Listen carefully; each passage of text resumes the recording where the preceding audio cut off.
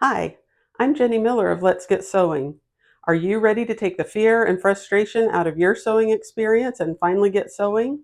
Then you're in the right place. Be sure to click subscribe so you don't miss any of my tips and tutorials. And check out the caption too. There's a link to my website where you can find out more about my course, Conquer Your Sewing Machine, and future courses that I have coming. And now, let's get sewing.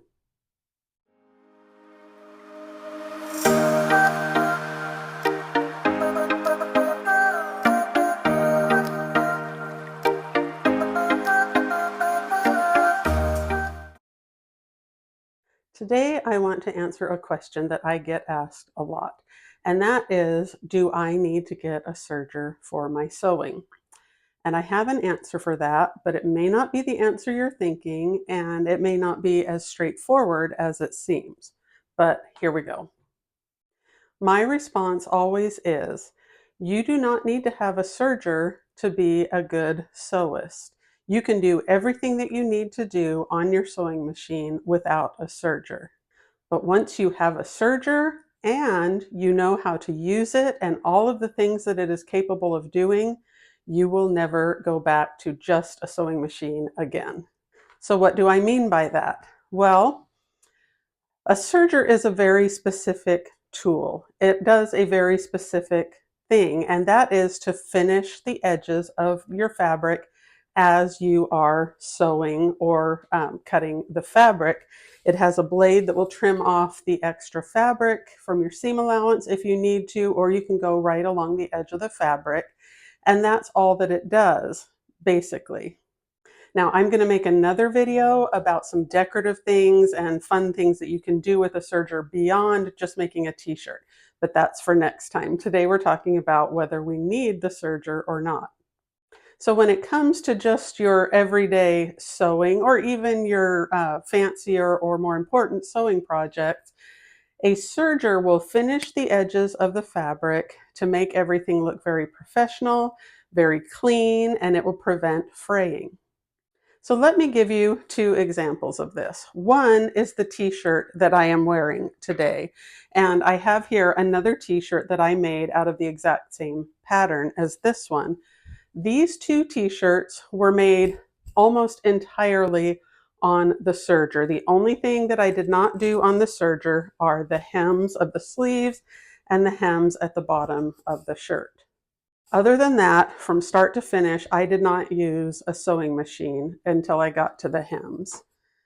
And so your serger is going to give you this nice, very narrow finished seam when you sew a garment using the serger. Another thing that people will do is to sew their garment on their sewing machine and then cut off those seam allowances using the serger. But that seems to be just an extra step. The serger will actually cut and sew that seam for you all in one step. And so you get this nice finished look on the inside of your knit fabrics. Now you can do the same thing with woven fabrics. But what I prefer to do with my woven fabrics is to cut out my pattern piece and then finish those edges before I even start sewing. So I have a piece that looks like a bodice front. I serge all the way around those edges before I go into my pattern instructions and start assembling the piece that I'm making. And so you can see here that I have a pressed open seam that is serged along the fabric edges, again, giving it a more professional look on the inside. I'm going to go ahead and turn this inside out because I want to show you another part that I finished with the serger. This particular blouse had this facing piece on the inside, and your instructions will always tell you to finish that off in some way. You could use a zigzag stitch to finish that off. You could use it to finish off your seam allowances as well. You could fold it under and top stitch it. That looks very nice as well. But it is very quick and easy to zip around that with the serger. I did it before I even started making the blouse so that the piece was already finished when I sewed it into the blouse. So that is probably the main way that your serger is going to make your sewing easier, by giving it that finished professional look on the inside so that you don't have the fraying. It strengthens your seams a little bit because there are multiple threads that are holding that seam together. And of course, sergers are specifically good on knits because the serger seam stretches with your knit, whereas your sewing machine, you have to use some kind of zigzag to get that same stretch in your knit seams. Another thing that I want to explain about sergers, they vary in price from about $250 brand new up to $1,800 brand new. That seems like a wide range of price, and it is. You're paying for bells and whistles and features. I have now owned 4 sergers throughout my life. 2 of them have been very basic, inexpensive models. 2 of them have been more expensive models with bells and whistles, and one of those 2 more expensive ones is an air threader, which is a whole different subject. I will also do a video and some tutorials on that as well.